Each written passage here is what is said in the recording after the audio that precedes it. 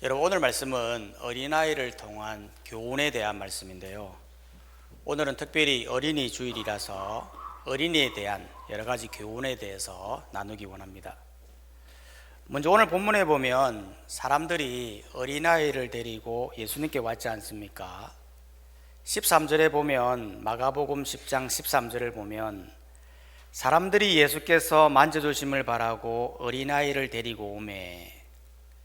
여기에서 만져달라고 하는 것은 원어에 보면 머리에 손을 얹고 축복기도 해달라라는 의미예요. 왜 축복기도 해달라는 거죠? 그건 예수님과 같이 엄청난 분이 저 기적을 펼치고 귀신을 떠나게 하고 사람을 살리는 그 엄청난 분이 우리 아이들에게 축복기도 해주면 좋겠다, 그런 심정으로 아이들을 데리고 왔던 거예요. 여러분, 이거는 모든 부모들의 공통적인 특징이에요. 즉, 자기 자녀가 잘 되기를 바라는 마음. 나는 우리 아이들이 못 되어도 상관없어요, 그렇게 말하는 부모 한 명도 없습니다. 모두가 다 어떻게든 자기 자녀들이 잘 되기를 바라고, 그래서 보살피고 귀하게 여기고 보호해주고 그렇게 하는 거예요. 하지만 역사적으로 보면 지금과 같이 이렇게 아이들을 귀하게 여기던 시대는 없었어요. 우리나라 같은 경우도 보면 예전에는 아이들을 아주 천대시했잖아요. 그래서 아이들을 부를 때 보면 어린 놈, 애새끼 그렇게 불렀지 않습니까? 어리다는 건 미숙하다, 어리석다 라는 뜻이에요. 아주 부정적인 단어로 어린이를 바라보았던 겁니다. 실제로 가정에서 아이들은요, 하나의 노동력이었어요. 그래서 아이들은 돈 벌러 다니는 아이들이 많았죠. 저도 어릴 때 보면 초등학생들이 신문 배달하는 아이들이 있었어요. 저도 주위에 형들이 신문 배달하는 걸 보니까 나도 하고 싶어서 엄마에게 물었어요. 엄마, 나 신문 배달 한번 해볼까? 라고 물었거든요.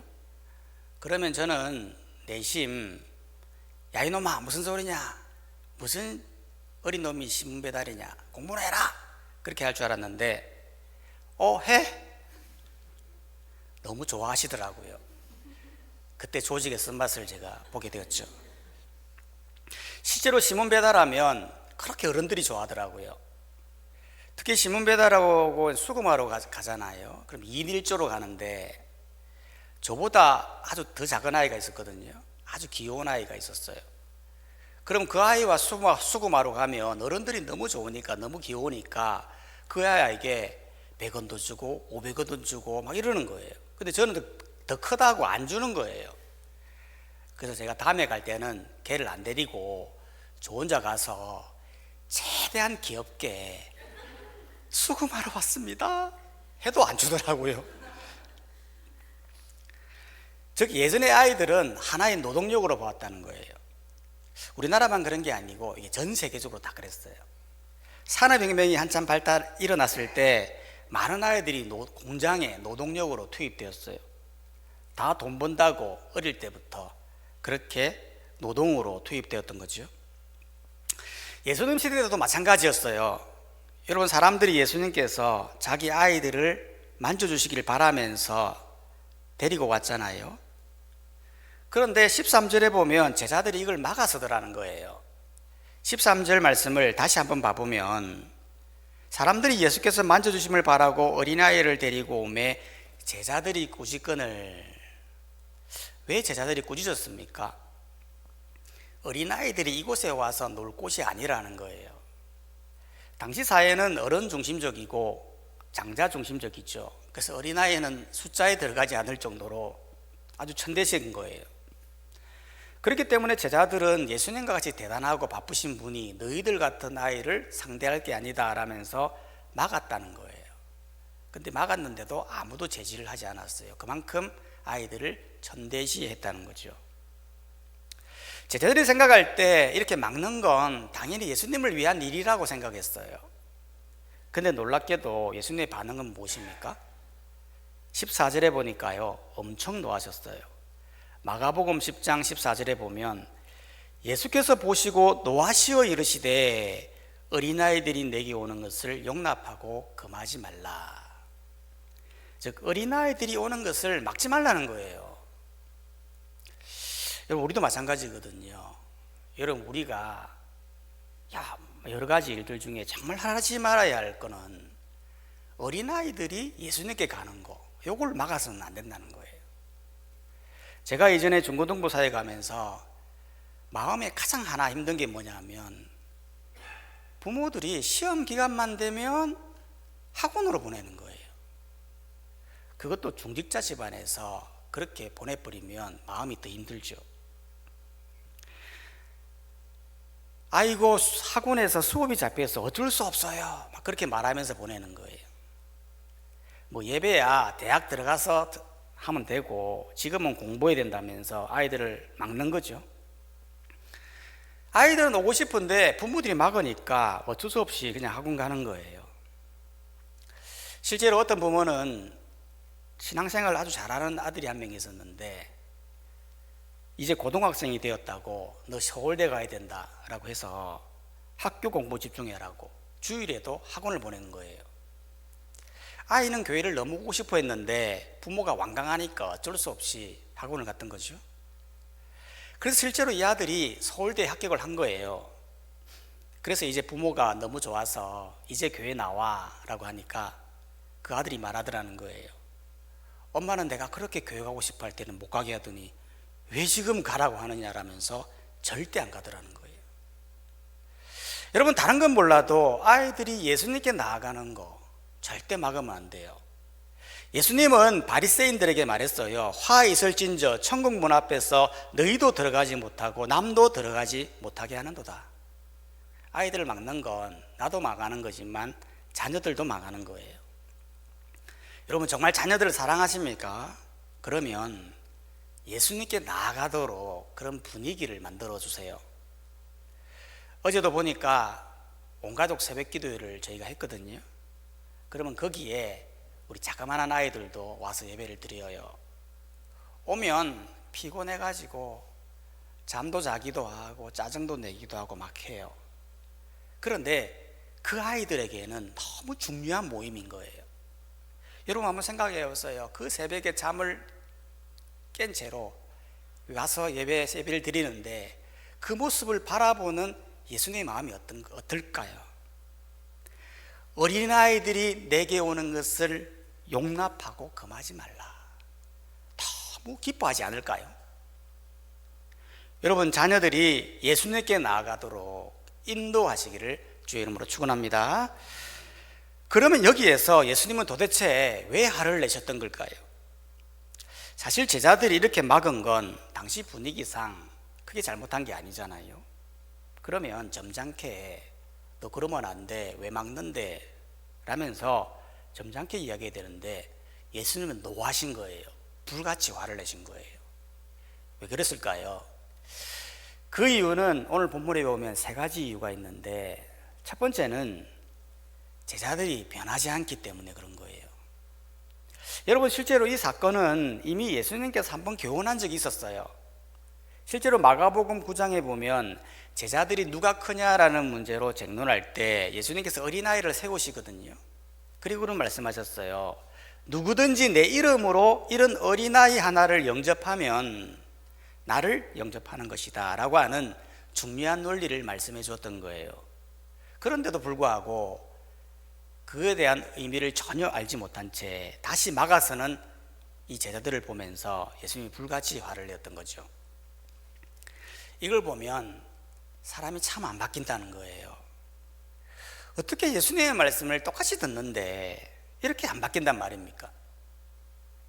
실제로 가룟유다도 보면요, 가룟유다가 참 이해가 안 되는 게 가룟유다는 예수님과 3년 동안 동고동락하면서 지내면서 예수님으로부터 엄청난 말씀들 다 받았잖아요. 그런데도 불구하고 은삼십에 예수님을 팔아버린 걸 보면 사람이 참 안 변한다는 거예요. 제자들만 그렇습니까? 우리도 그렇지 않습니까? 늘 똑같은 말씀을 듣잖아요. 근데 변화가 일이 없어요. 이번에 저희 노예에서 은퇴하시는 한 목사님이 계신데 강의할 시간이 있어서 강의를 듣는데 자기는 가르침의 은사가 있어가지고 그렇게 가르치는 걸 좋아해서 무려 24년 동안 제자 훈련을 했다는 거예요. 훈련 중에 좋은 자료 있으면 스크랩하고 좋은 강의 있으면 쫓아다니면서 그 좋은 내용을 모아서 계속 가르쳤다는 거예요. 그런데 24년 제자 훈련하면서 한 가지 깨달은 중요한 교훈 하나는 뭐냐면 사람은 쉽사리 변하지 않는다라는 교훈이었어요. 아니, 왜 사람은 안 변하는 걸까요?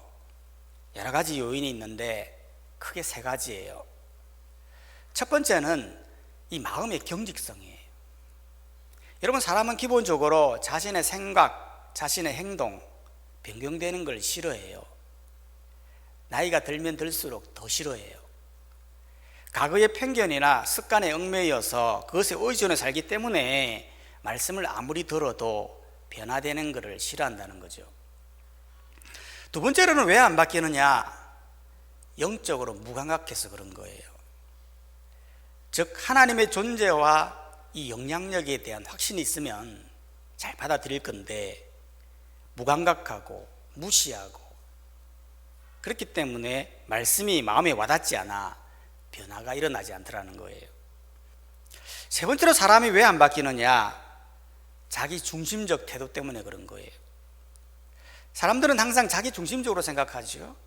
그런데 하나님 말씀은 내 중심적인 것보다 하나님 뜻에 맞추라는 거거든요. 그러니 자기 욕망과 이익에 대립하기 때문에 변화되기를 꺼려한다는 거예요. 제자들도 마찬가지였어요. 제자들은 이미 하나님 말씀을 들었지만 여전히 자기가 살아온 사회 간섭과 통념에 여전히 어린아이를 천대시 여기는, 그래서 어린아이를 막아섰던 것입니다. 하지만 이들이 언제 변하죠? 마가다락방의 성령의 강력한 역사로 한순간에 바뀌죠. 다른 것은 변하게 할 수 없지만 성령이 역사하면 그동안 쌓아놓았던 간섭과 전통, 내 중심적인 생각, 이 모든 것이 다 한 방에 날아가 버리고 완전히 변화된 사람으로 변하더라는 거예요. 그렇기 때문에 사람이 변하려면 성령의 강력한 역사가 있어야 된다는 거죠. 두 번째로 예수님이 왜 노하셨냐? 두 번째 이유는 이 어린아이를 통해 하나님 나라에 대한 중요한 교훈을 말해주기 위함이었어요. 실제로 14절을 보니까요, 어린아이들이 내게 오는 것을 용납하고 금하지 말라라고 하면서 하나님의 나라는 이런 자의 것이니라 라고 말했잖아요. 이런 자가 어떤 자입니까? 15절이 말하는 거예요. 내가 진실로 너에게 이르노니 누구든지 하나님의 나라를 어린아이와 같이 받들지 않는 자는 결단코 그곳에 들어가지 못하리라. 즉, 어린아이와 같이 되어야 하나님 나라 천국에 들어간다는 거예요. 어린아이와 같이 된다라는 건 어떤 의미죠? 두 가지인데요. 첫 번째는 천국은 열려 있다는 의미예요. 즉, 천국은 어린아이도 들어올 수 있는 곳이라는 거예요. 당시에는 어린아이가 사회적 약자이고 천대받는 존재잖아요. 즉, 천국은 누가 되었든 어린아이가 되었든 노인이 되었든 장애인이든 돈이 있든 없든 누구든지 다 받아주시는 곳이라는 거예요. 그렇기 때문에 누구든지 금하지 말라라고 말했던 거죠. 여러분, 사실 이게 굉장히 공평한 거잖아요. 사실 세상은요, 공평하지가 않거든요. 내가 무슨 약자가 되고 싶어서 약자가 되었습니까? 내가 인생을 살다 보니 나도 모르게 사회적 약자가 될 때가 있거든요.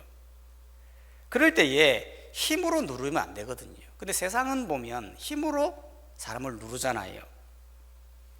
왜 사람은 힘으로 누르려고 할까요? 그건 가장 쉽기 때문에 그런 거예요. 힘으로 안 하고 대화로 하면 시간도 걸리고 타협점도 찾기가 쉽지 않거든요. 힘으로 한 방에 눌려버리면 그냥 따라오는 거예요. 그러니까 세상은 항상 힘으로 누르고 힘을 키우려고 그렇게 하는 거예요. 그러니 세상은 공평하지 않고 차별이 있고 서러움이 있다는 거예요. 그런데 하나님의 나라의 천국은 그렇지 않다는 거예요. 누구에게나 열려 있다.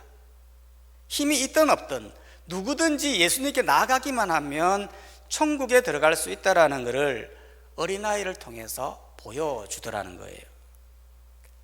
이걸 사람들이 알아야 되는데요, 참 너무나 안타깝죠. 그냥 예수님께 나가기만 하면 그 엄청난 천국을 소유하는 건데 이걸 알지 못하여 천국을 놓쳐버리니 너무너무 안타까운 거예요.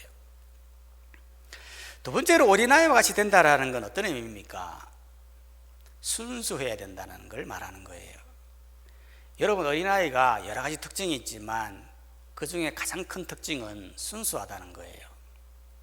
실제로 여러분, 어린아이들은요, 있는 그대로 받아들이잖아요. 그냥 천국이 있다, 하나님 계시다 그러면 그거 다 믿어요.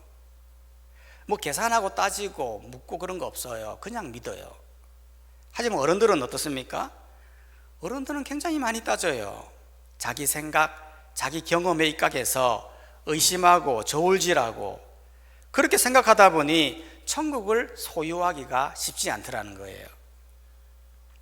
바로 뒤에 이어 나오는 부자 청년 이야기가 그런 거예요. 여러분, 부자 청년 이야기는 엄밀히 말하면 어린아이 이야기와 다른 이야기 같이 보이지만 천국의 관점에서 보면 이게 결코 다른 얘기가 아니에요. 왜 그러냐면 실제로 예수님께서, 부자 청년이 예수님께 물었잖아요. 어떻게 하면 영생을 얻겠냐고. 그랬더니 예수님께서 계명에 대해서 이야기했거든요. 그러니까 이 부자 청년이 나 계명 다 지켰어요 라고 이야기했어요. 그러니까 예수님께서 너에게 한 가지 부족한 것이 있는데 가서 내게 있는 것을 다 팔아 가난한 자들에게 주고 나를 따르라 라고 했어요. 그러니까 그 청년이 슬픈 기색을 띠고 근심해서 갔다고 말하고 있거든요. 왜 갔을까요? 그건 이 청년에게 이 천국에 대한 순수함이 사라진 거예요. 즉, 어릴 때에는 하나님을 순수하게 믿으며 계명을 지켰던 거예요. 근데 나이가 들면서 그 물질이 다른 것이 주인이 되어서 이제는 천국을 동경하지 않는 그런 사람이 되어버리더라는 것입니다. 그렇기 때문에 천국이라는 건 어린아이와 같이 순수하게 받아들이지 않으면 절대 갈 수 없는 곳임을 어린아이를 통해서 교훈하기 위해서 예수님께서 그렇게 하셨던 것입니다. 세 번째는 예수님은 왜 분노하셨냐면 어린아이를 귀하게 보시기 때문에 그런 거예요. 실제로 여러분, 예수님께서 아이를 막지 말라고 하시면서 제일 먼저 한 행동이 무엇이죠? 아이를 안고 기도하셨어요. 실제로 16절에 보면, 마가복음 10장 16절에 보면 그 어린아이들을 안고 그들 위에 안수하시며 축복하시니라.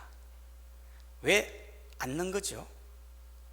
축복 기도하려면 그냥 손을 머리에 얹고 기도하면 되잖아요. 근데 왜 안는 겁니까? 안는다라는 건 어떤 의미가 있는 거죠? 첫 번째는 하나님의 품에 있다라는 의미예요.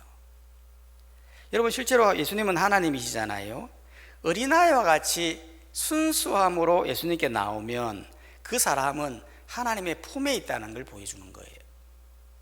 실제로 거지 나사로가 천국에서 누구의 품에 있었습니까? 아브라함이지 않습니까? 아브라함은 당시에 하나님을 상징하는 것이거든요. 즉, 누가 되었든 간에 어린아이와 같은 순수함으로 예수님께 나가면 하나님이 품어주신다라는 것을 보여주시는 거예요.